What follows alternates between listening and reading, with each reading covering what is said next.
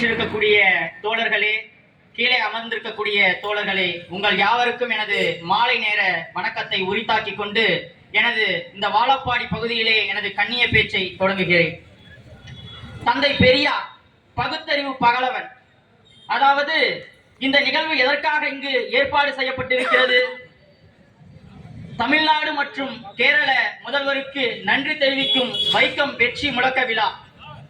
அதாவது தாழ்த்தப்பட்ட மக்கள் கோவிலுக்கு செல்லக்கூடாது என்று வைக்கத்திலே ஒரு முட்டாள்களாகவும் மூட நம்பிக்கையானவர்களாகவும் திகழக்கூடிய மக்களால் அங்கு தாழ்த்தப்பட்ட கிராமத்தை சார்ந்த சிலர் கோவிலுக்கு செல்லக்கூடாது, அந்த பகுதியிலே நடக்கக்கூடாது என்று அங்கு ஒரு உத்தரவு போட்டார்கள்.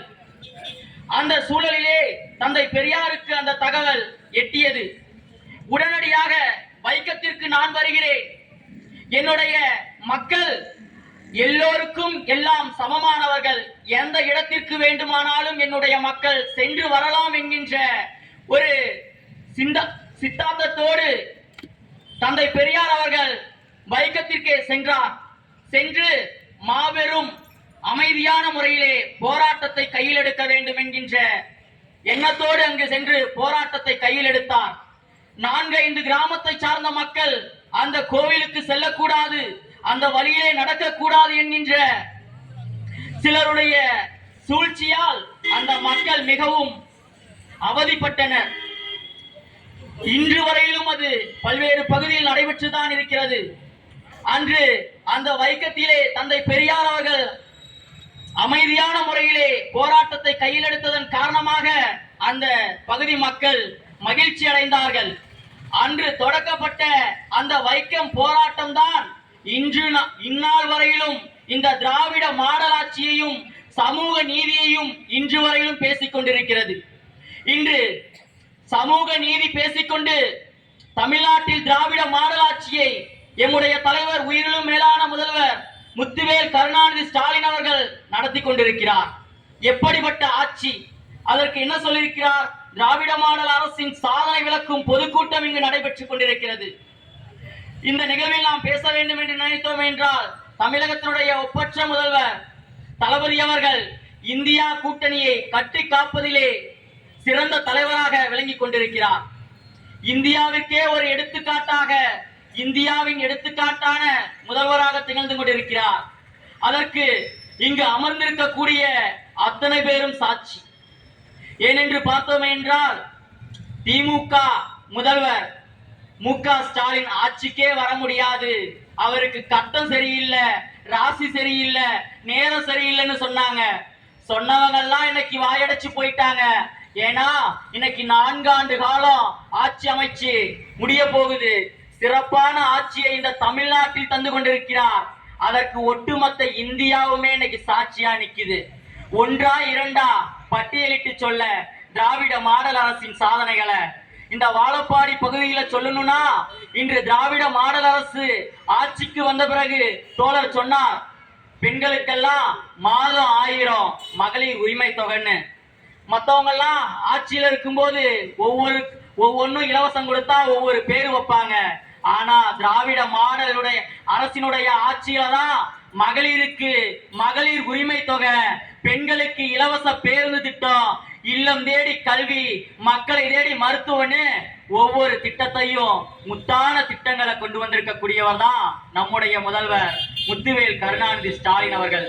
இந்தியா கூட்டணிய அசைத்து விடலாம், அதை எப்படியாவது கலைத்து விடலாம், இந்த இந்தியா கூட்டணிங்கிற போர்வையில இதுல எப்படியாவது சூழ்ச்சிகளை உண்டாக்கி விடலாம்னு சொல்லி சில கருப்பாடுகள் சுத்தி கொண்டிருக்கிறது.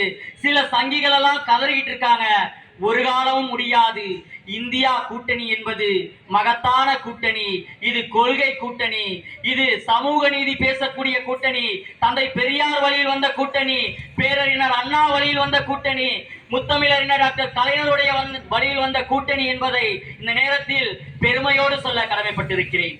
அப்படிப்பட்ட கூட்டணி ஆட்சியில இன்னைக்கு செய்யக்கூடிய ஒவ்வொரு திட்டமும் முத்தான திட்டமா இருக்கு.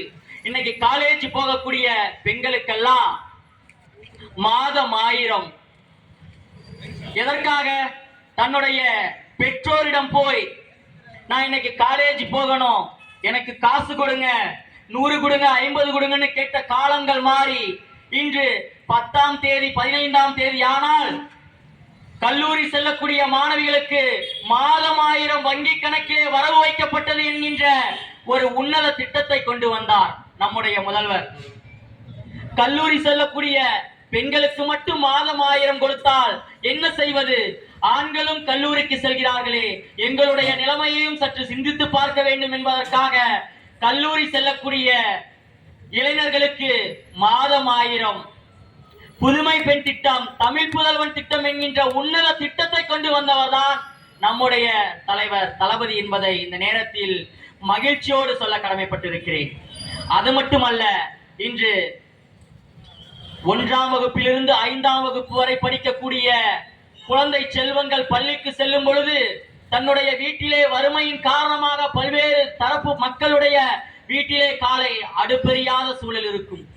அந்த குழந்தைகள் எல்லாம் பள்ளிக்கு செல்லும் பொழுது அங்கு மயக்கமிட்டு ஒரு சூழல் காணப்படுகிறது என்கின்ற தகவல் தன்னுடைய காதுக்கு எட்டியது என்று சொல்லி காலை உணவு திட்டத்தை, உன்னதமான திட்டத்தை கொண்டு வந்தவர் தான் எம்முடைய தலைவர் முத்துவேல் கருணாநிதி ஸ்டாலின் என்பதை மறந்துவிடக் கூடாது.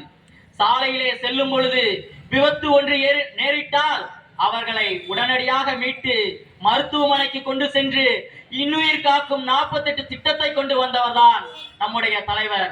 இதற்கு தந்தை பெரியார் அவர்களுடைய கொள்கைகளையும் சமூக நீதியையும் பேசக்கூடிய ஒரு தலைவர் என்றால், எதிரிகளை தோலுரித்து காட்டக்கூடிய ஒரு தலைவர் என்றால்